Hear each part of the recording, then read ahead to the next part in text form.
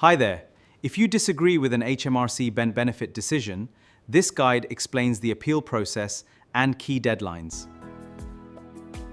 Okay, picture this. It's a typical Tuesday morning, right? You're a freelance graphic designer here in the UK. You're trying to balance client work with just getting the kids ready for school. The post arrives, and there it is, a brown envelope from HM Revenue and Customs. You rip it open, and your stomach completely drops. It's a sudden aggressive demand stating you've been overpaid £2,500 in child benefit or tax credits, and you need to pay it back immediately.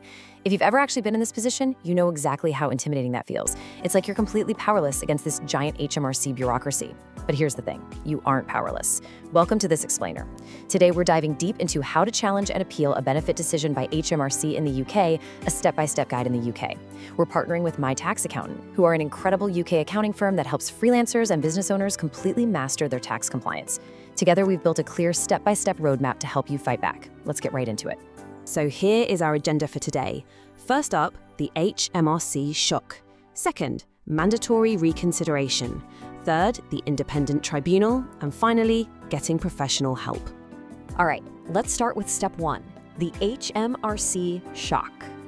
Okay, so you've got this terrifying letter about your tax credits, or maybe guardian's allowance, and that £2,500 figure just doesn't make any sense to you.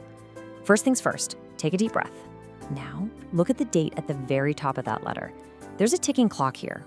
You generally have exactly 30 days, so 1 calendar month, from the date printed on that HMRC letter to actually take action. And keep in mind, that's not the date you opened it, it's the date physically printed on the paper. But hey, if you're sitting there panicking because you got a letter 3 months ago and just ignored it because you were too stressed, don't lose hope. There's actually a 13-month safety net in place. Bureaucracy can feel pretty heartless, but the rules do account for real life.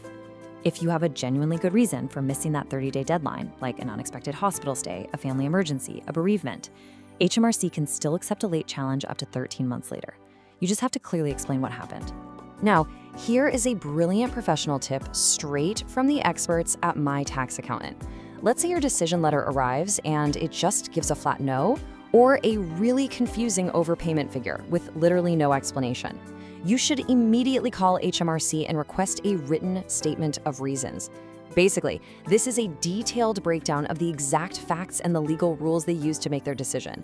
And here is why this is such a game changer. By officially asking for this statement, you automatically extend your appeal deadline by 14 days from the date on the new statement. It buys you absolutely crucial time to gather your evidence and build a much stronger case, without that initial 30-day clock breathing down your neck. Moving right along to part 2, mandatory reconsideration explained. Once you've got your reasons and you're ready to fight this thing, you trigger the internal review process. So what does this actually look like? Step 1, gather your evidence. Honestly, this is make or break. If HMRC says you didn't report a change in your freelance income, but you absolutely know you did, you need the receipts. Log right into your government gateway account and take screenshots. Why screenshots? Well, because government portals can be super glitchy when you're looking for past data, and digital records have a habit of disappearing weeks later. Get the proof, or find your proof of postage if you mailed something in. Step 2, submit the correct form. If it's about tax credits, use form WTC/AP. For child benefit, it's CH24A. Sure, you could write a letter, but using their exact forms forces you to give them what they need in the exact format they want. And step 3, you wait. There's no legal deadline for HMRC to finish this, but it usually takes a few weeks. The best part, though, is that while this review is happening, they usually hit pause on any aggressive debt collection. Okay, did you know about this? This is actually wild. If you're claiming tax credits in Great Britain, a landmark Court of Appeal ruling from January 2024 completely changed the game. The court actually ruled that forcing you to go through mandatory reconsideration for tax credits before you could appeal was unlawful. So if you're a freelancer in England, Scotland, or Wales dealing with a tax credit dispute, you can literally skip this whole internal HMRC review and go straight to an independent judge. Just a quick caveat though, for child benefit or guardian's allowance, or if you're over in Northern Ireland, you still have to do the mandatory reconsideration first. So eventually, you'll get what's called a Mandatory Reconsideration Notice, or MRN. This piece of paper is literally your golden ticket. If HMRC writes back and says, yeah, we looked at it, but we still want that £2,500, this MRN letter is your undeniable proof that you tried to sort it out internally. It is your official passport to escalate the fight. Guard it with your life because you absolutely cannot proceed without it. Which brings us to part 3, the independent tribunal. Notice the huge shift in power we're looking at here. If the internal review hits a dead end, you take your case completely out of HMRC's hands. Mandatory reconsideration is just one HMRC employee checking another HMRC employee's math. It can honestly feel like banging your head against a brick wall. But the first-tier tribunal, that is overseen by HM Courts and Tribunals Service. You are now stepping in front of a totally independent judge who will look at the facts objectively. And why is that so huge? Because this judge has zero allegiance to HMRC's internal targets. They are completely independent, meaning if your evidence is solid, there is a very real chance you get a completely different, much better outcome here. To actually get your case in front of that judge, you're going to need the SSCS-5 form. Now listen closely because this trips people up. While the government has digitized tons of stuff and you can appeal DWP decisions online, you cannot submit an HMRC appeal online. No shortcuts here. You have to do it the old school way.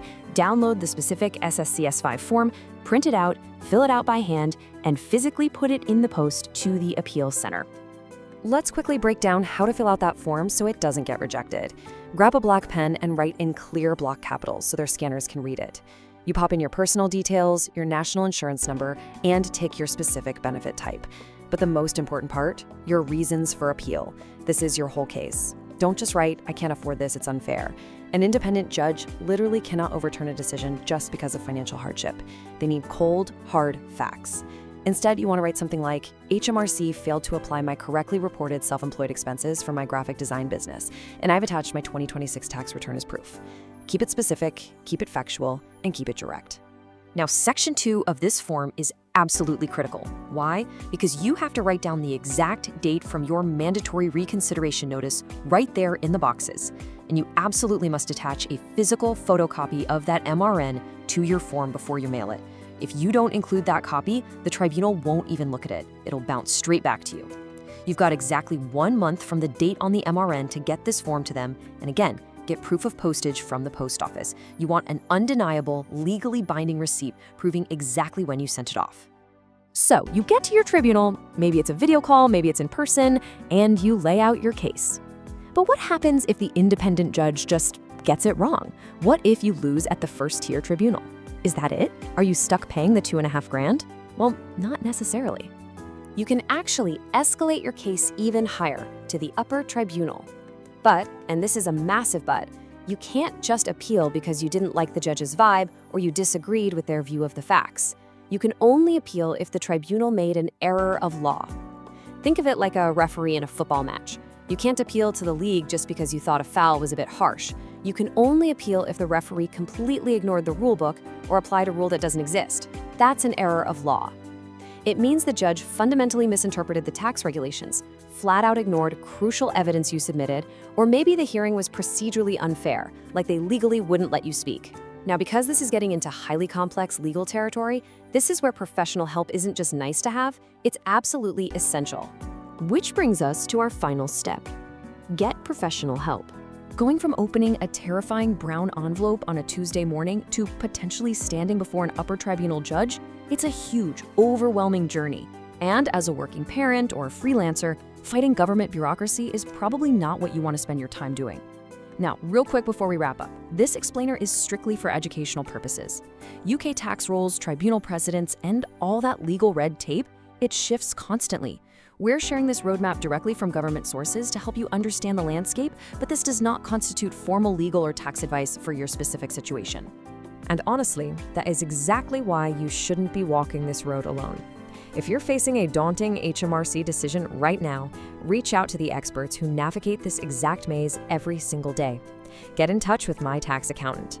You can call them on 0208-570-8531, shoot them an email at info@mytaxaccountant.co.uk, or check out www.mytaxaccountant.co.uk.